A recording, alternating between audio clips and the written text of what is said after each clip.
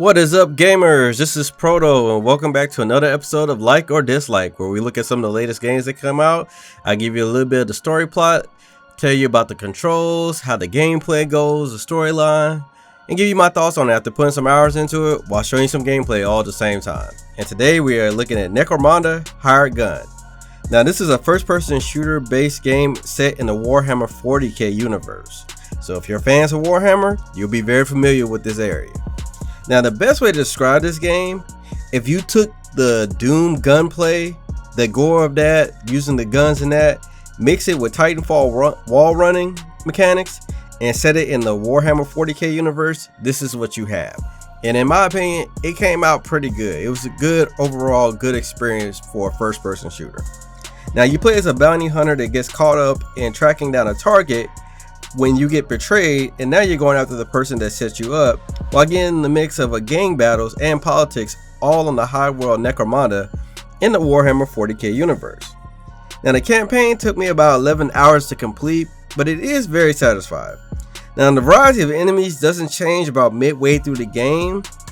Pretty much about midway you get to the game, you've seen all the enemies.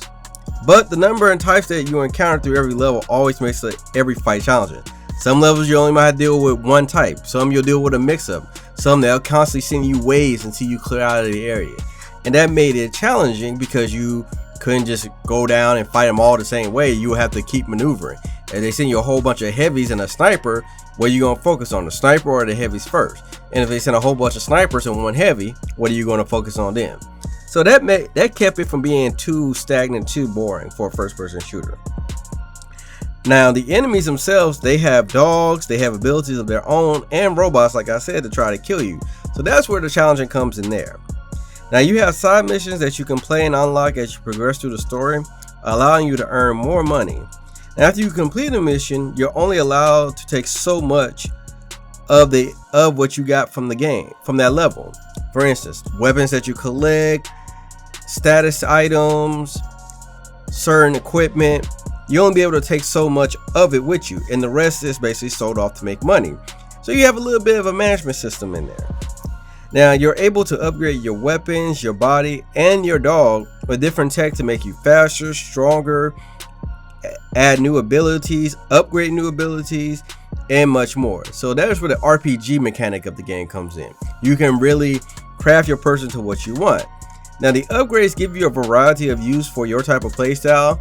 If you want to attack from a distance, if you want to be up close, if you want to go in guns a-blazing, if you want to do damage absorption, it all depends on your playstyle. Now, they work on a cooldown system with your abilities, and your dog works the same way as well. Now, when you summon your dog, they reveal the enemies on the map. They attack the closest target, unless you order them to attack a certain one, and in some cases it's a good distraction so you can move around, because once you summon your dog, if they see your dog, they'll go after your dog while you can move around and hit them from behind or attack them or throw a couple of grenades at them. So the dog definitely comes in handy, because like I said, if you're trying to clear out an area and you don't know where they are, you summon your dog and you'll see all of them no matter where they are on that map. Now, you can't recharge your health, but you can recharge your shields from fallen enemies. Now, you can carry 3 med packs and 3 stems that'll pick you back up if you go to a 0 health. But you want to be very cautious to use them, because when you're playing through the missions, especially playing through your first time, you don't know how far the mission is going to be. So you want to really rarely use them, because you can leave the mission, go back and restock, but sometimes you don't want to do that. You want to keep playing through the game. Now, throughout the game, you'll have little save points and you can buy more stem packs, but they get very expensive within the mission. For instance, like when you start up the mission, you'll prep, you'll choose your loadout, you'll choose your equipment. You can buy stems there, and they're very cheap. But when you get into the actual game and the missions, you get to the save points, they're almost 2 to 3 times more. So it's like you really don't want to have to buy them unless you're like completely out and you need at least one, just in case you go down until you get to the next save point. Now, gameplay wise, the game is very smooth and the combat was very intense. It has a great soundtrack of really great metal punk rock music that really gets you into the vibe of this world, of this gothic setting. Because like I said, if you play Warhammer games, then you know what this setting is. The music might throw you off on that, because usually the music's more of a celestial with harps, people chanting, that type of stuff. So them using the hard metal, well, definitely a change of pace. But if you never played a Warhammer game, then gothic setting, mutilations, robotic pieces all over your body, and the game can get very gory. You go in certain areas, you're gonna see bodies around. You're gonna see limbs torn off. When you do finisher moves, you're cutting heads off. You're stabbing people to death. The game gets very gory, so keep that in mind if you don't have a good stomach. Now, I did see a few frame rate drops here and there with a little bit of small lag, and sometimes the animations were out of sync while I was playing the PC version of this, but it was never a big enough problem that I couldn't play and enjoy this game. And like I said, all this gameplay you guys been seeing is running on PC, and I ran it on max settings, and it looked very, very, very nice, very smooth, very fast. Like I said, the main animations I saw out of place is if I was doing a finisher move and I was up against a wall, and sometimes we'll be like halfway through the wall doing it, but as soon as the animation is done, you're right back where you stop. I only had one time when I was wall running, and I was just wall running like crazy. I actually hopped out of the map, but I was able to quickly go back to the menu, restart up from the last checkpoint, and I was good to go. So, but that's pretty much the review on that, and pretty much my thoughts on it. So that being said, let's take a look at the pros versus the cons. And starting off with the pros, the first thing we're going to look at is the combat and the gameplay. Like I said, if you're a fan of first-person shooters, if you're a fan of Doom 2016, Doom Eternal, you will love this. The gunplay is fast, it's fast-paced, you're using weapons that cause a lot of destruction, a lot of craziness going on, and you're constantly moving. So if you like those type of games, that is going to be your selling point. Next pro we're going to look at is the upgrades. The upgrades, and I like it because sometimes in first-person shooters they really don't expand on the upgrades that much, but in this one, like I said, they really tune the upgrades on an RPG setting, where depending on your playstyle, if you want to be more agile, running against the walls and being able to do crazy shots mid-air, you have upgrades specifically for that. If you want to focus on taking less damage, increasing your shields, focusing on certain abilities, you have upgrades for that. And what's really nice is as you look at the upgrades, they actually tell you like, okay, this is what this upgrade does, while I'll show you an example. And I thought that was great, because sometimes you have to see what it is to know if you really want to invest into it, because once you invest into it, you can't take it away. And the last part we're going to have to look at is the music. The music was very good for it to be a very death metal punk setting. I love it. It definitely had me in the mood. When I knew something was about to happen, I was getting excited. Like I said, I almost felt like I was playing a very, very good version of a Doom game. So kudos on the music for that. So with the pros done, let's take a look at the cons.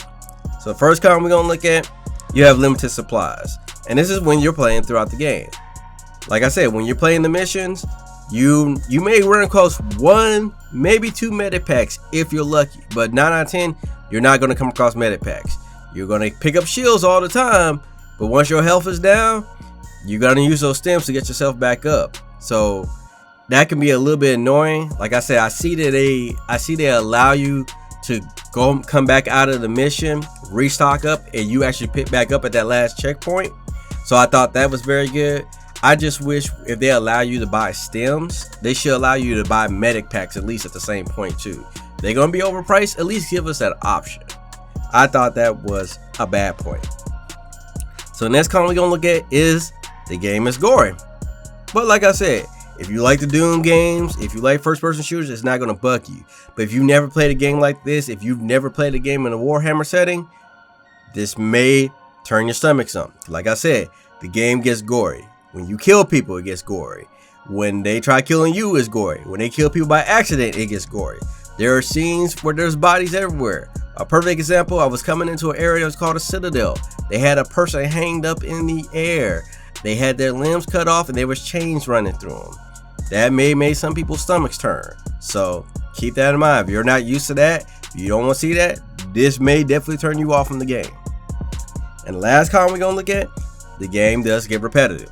This is a first-person shooter game. They do get very repetitive. You go in, kill everybody, or you kill a certain target, activate a couple of switches, get out. That's pretty much all the levels. Like I said, the enemies about midway into the game, you really don't run into no new enemies. You have a couple of bosses, they're more like bullet sponges, but you do have a couple of bosses that change it up a little. But otherwise, it's gonna be repetitive. But if you're a fan of first-person shooter games, you already understand that, and that's not gonna bug you. But if you're not a fan of first-person shooters, you may start getting bored with this about midway into the game. But that's the pros and the cons of the game. Overall, I really enjoyed it. I really liked the challenge of it. I really like upgrading the weapons, finding different weapons, customizing them, and upgrading my person, and just really choosing the abilities that I really like to use. So I definitely will probably be playing this game. I may stream it, don't know for sure, but I will probably play this game every now and then. But let me know what you guys think in the comments below. Let me know if you guys like it, if you don't like it, if this help you decide whether to get the game or not. If you guys enjoyed, definitely smash that like button. Let me know you guys enjoyed this video. And if there's another game you want me to review, let me know and I'll see if I can pick it up. If you haven't already subscribed, make sure you hit that subscribe button. I talk about stuff going on in the gaming and tech world. I do reviews on some of the latest games and tech that's out. I do top 10 new games coming out every month and so much more. Make sure to follow me on Twitter and my other social media pages so you can keep up to date with what's going on, or if you want to reach out to me. I love talking about gaming, so don't be afraid to hit me up. You can catch me streaming on Twitch, playing indie, PC, console, and VR games. So don't be afraid to hit me up in the chat. I love talking about different topics, different gaming topics, just showing you guys a great variety of different games that you may not even seen of. But I'm gonna go ahead and wrap up the video. This is Proto. Catch you guys later.